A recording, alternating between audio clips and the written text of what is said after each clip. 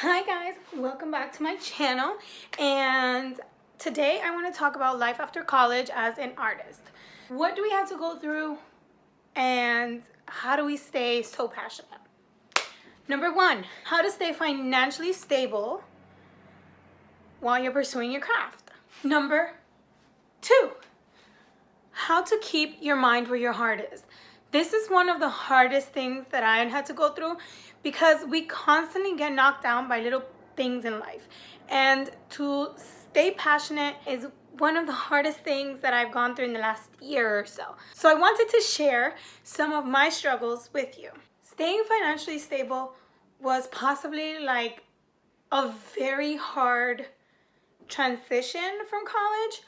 But I'd say it was the easiest one because it was the one I was focused on the most. I was very focused on staying financially stable rather than keeping my mind where my heart was. So I had a lot of trouble staying financially stable at the beginning, but not so much right now. I do want to say that staying financially stable has to do with what you are able to kind of withstand. Now, I'm going to go through my struggles of being financially stable through skits because I find the humor in everything. It was a process in staying financially stable, and it was a process finding a company that would work for me with my hours and be as flexible as I needed them to be for my career. So this is the first part. My financially stable journey began at Old Navy. Now, I did not exactly have the best experience working at Old Navy, but I think I wasn't thinking in the right way. I think that if I had taken advantage of what Old Navy had to offer, I definitely would have been at a different place in my life. When I was working at Old Navy, I wasn't sure that it was the right move, and I wasn't sure that I was being treated with respect. And that was my main issue, is you treat someone with respect, right? And you will be respected. If you disrespect someone, you will get disrespected. So here is my experience with Old Navy.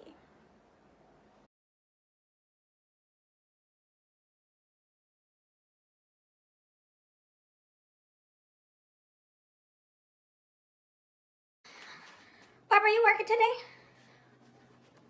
Hi, yeah. Okay. All right, can you fix the floor over there? Of course I can fix And when you're done, can you just make sure the whole section's fixed? Is that the only section you need me to fix? So that by the time you're ready to go, it's all ready for display for the next morning. Okay. Because we really need to display it a certain way, and Okay. before you go, it needs to be displayed. Thanks. Yeah, I'll have it done.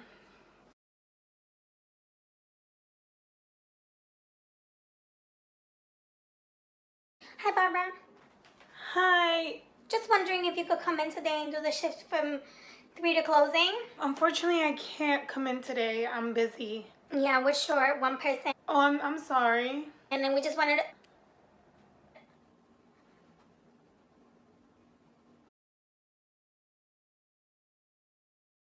Hi, yeah, I don't feel well. I'm gonna have to call in sick today. I really can't, like, I can't get up from bed. Yeah. And I have a headache, so sorry. Hi, Barbara. Just calling you back and letting you know that taking too many sick days is not a good idea. Because this is a job and treat it like a professional. We really need you to show up on the days you are scheduled for. Thank you. Hi, ma'am. Hi, How may I help you? I need you to ring up these flip-flops. Oh, I can only ring 10 flip-flops at a time What do you mean you can't do it? It says $1 flip-flops. because it's a rule. Can I speak to your manager? Because I did not come here to buy my flip-flops for you to tell me that you can't do all of these flip. I want all of these flip-flops. Actually, the managers told us that we couldn't ring more than 10, and you're gonna have to make the line again for me to keep ringing. What do you mean I'm gonna have to make the line again? I want all of these flip-flops.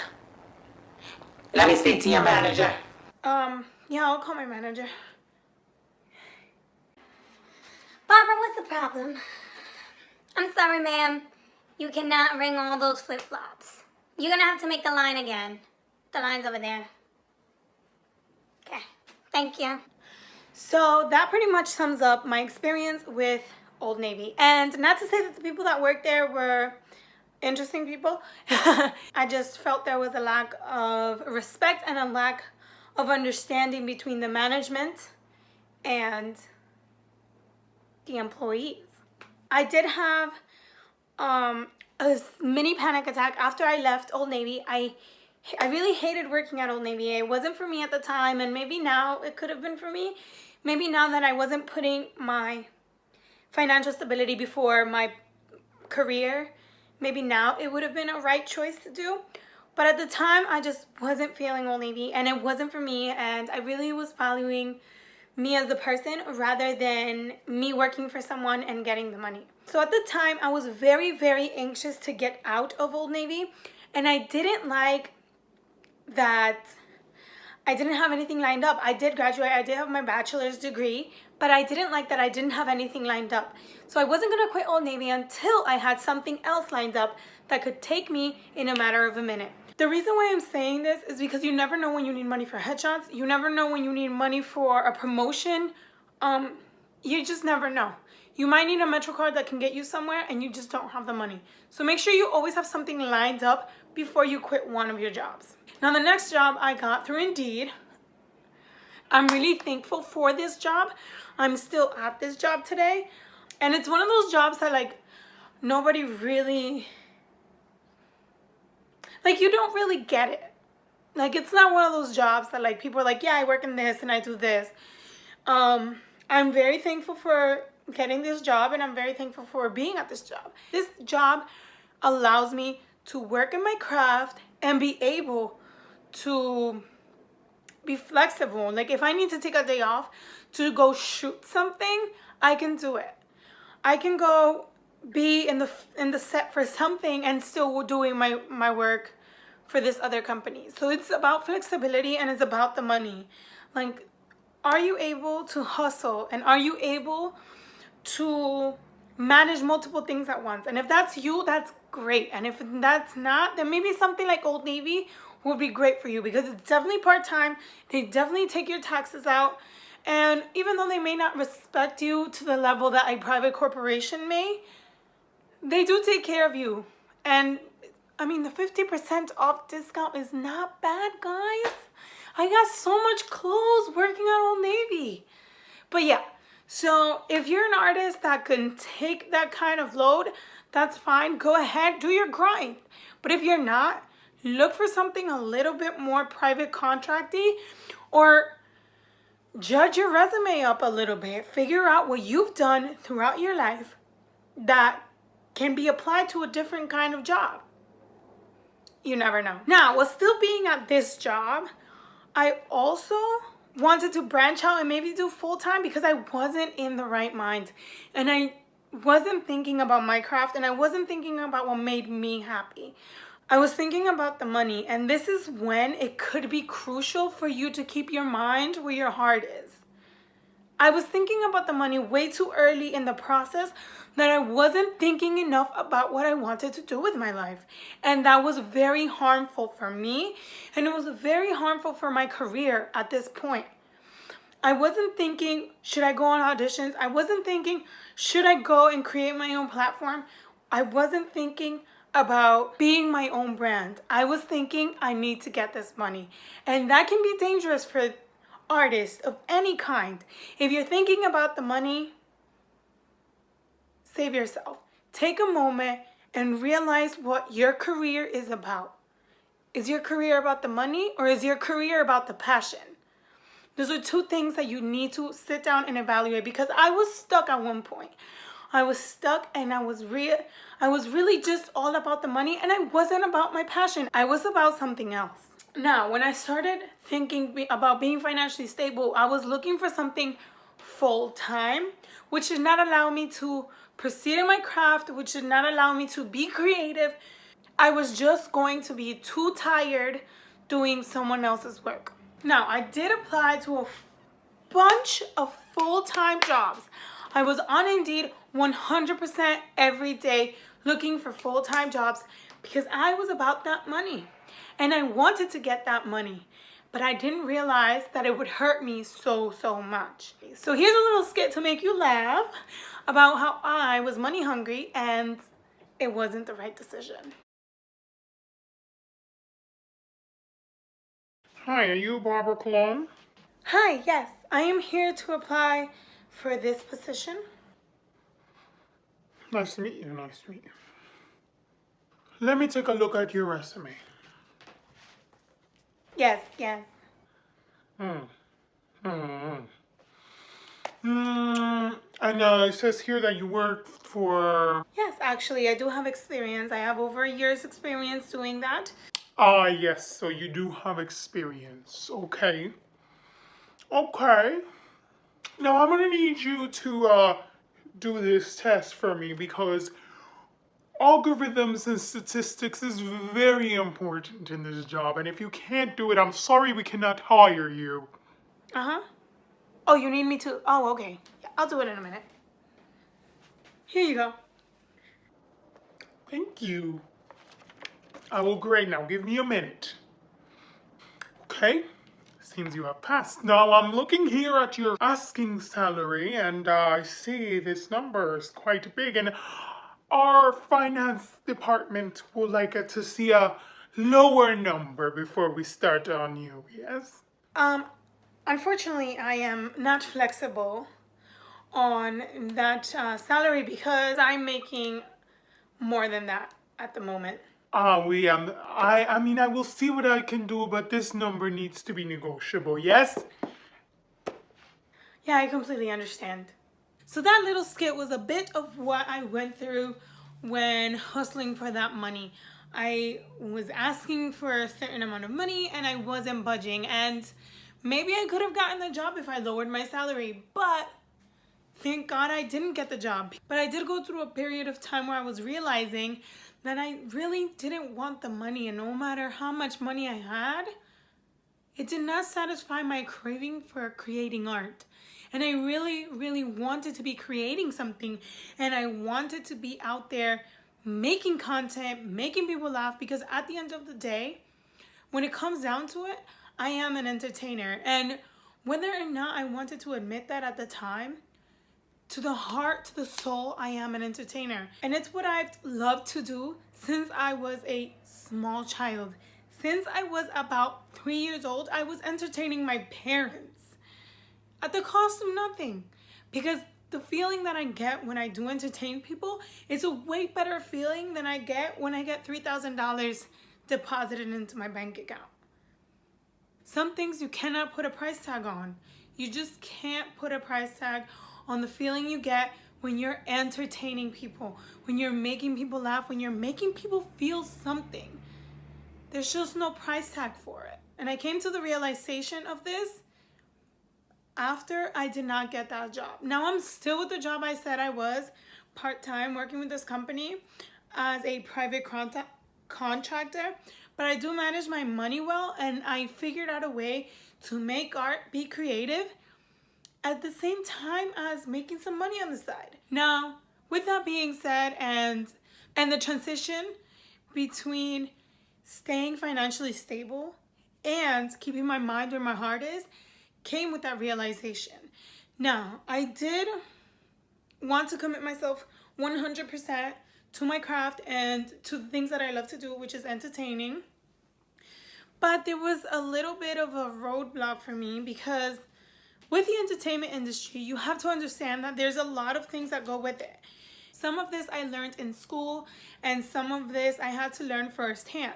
Now, many of you have heard people tell you, this is how it's gonna be, so brace yourself. Now, it's different when someone tells you something than when you experience it. When I was experiencing these things, it really brought me down because a lot of the time, people were telling me that I wasn't right for the role. And that's okay. That's okay. I don't fit the part, and I'm not meant to play that role. But at the time, I was feeling very discouraged and very not myself. I thought that I would never be able to make it in the industry, and I thought that maybe this wasn't for me, and maybe I have to go back to school to get a different career. I don't know. But those were my thoughts, and it was really, really heartbreaking to have those thoughts when my passion and my drive are so strong for the entertainment industry. So here's what happened. So here's a few skits of how it went when I tried to keep positive, the many things I've gotten to do while staying in the industry. Oh my God, does anybody know when we're leaving? No. My phone is dying. I heard we're wrapping at around 5 in the morning. Wait, what? Hi, I'm here to audition for the role of Maria. And I don't understand, Robert. I just don't understand how you could have left me when I needed you the most. Robert, you are... Hi, yes, I'm sorry. Thank you so much for coming. We'll be sending out emails on Friday. Thank you.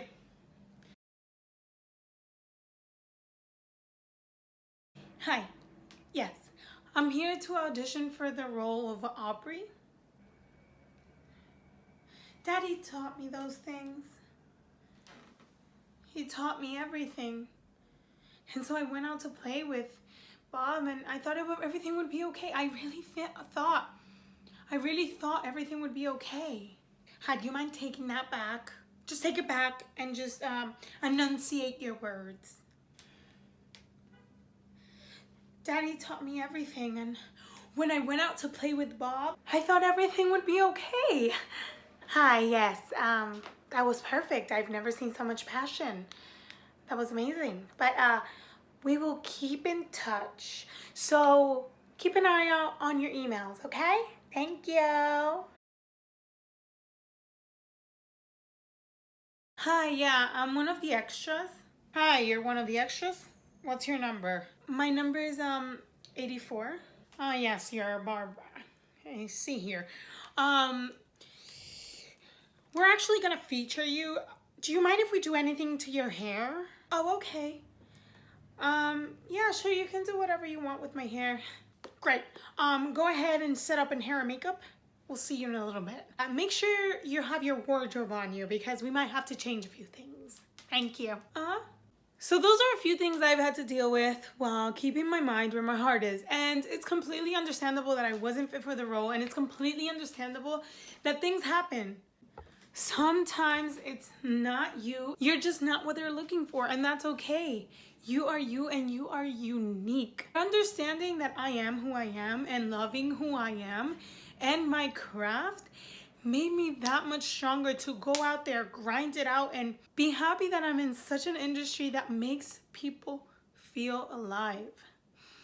And I'm so happy to be able to share this video with you guys and to be able to share my experience after college, because it wasn't easy. As an artist, it is one of the most terrifying things that happened to me, to be able to go from this structural period in my life, from high school to college, where I have a structure and where I was auditioning to a group of people that I knew, to going to the world and auditioning for millions and millions of people and putting my craft out there, putting my personal vulnerability out there, was just a lot to take in. But I want you to know, if this video serves you of any purpose, if you are an actor, a writer, an artist of any sort, if you are an artist, stick to your craft and be as true as you can to your craft. Don't chase the money, chase the passion, because that's what it's all about. So I thank you guys so much for watching my video, and I hope it helped you to realize that it's not about the money, but it's about what you have in here and what burns inside your soul. Make sure you like and subscribe, because I will be back for more. Let's have a little dance party. Thank you so much. Like and subscribe, guys. See you on the next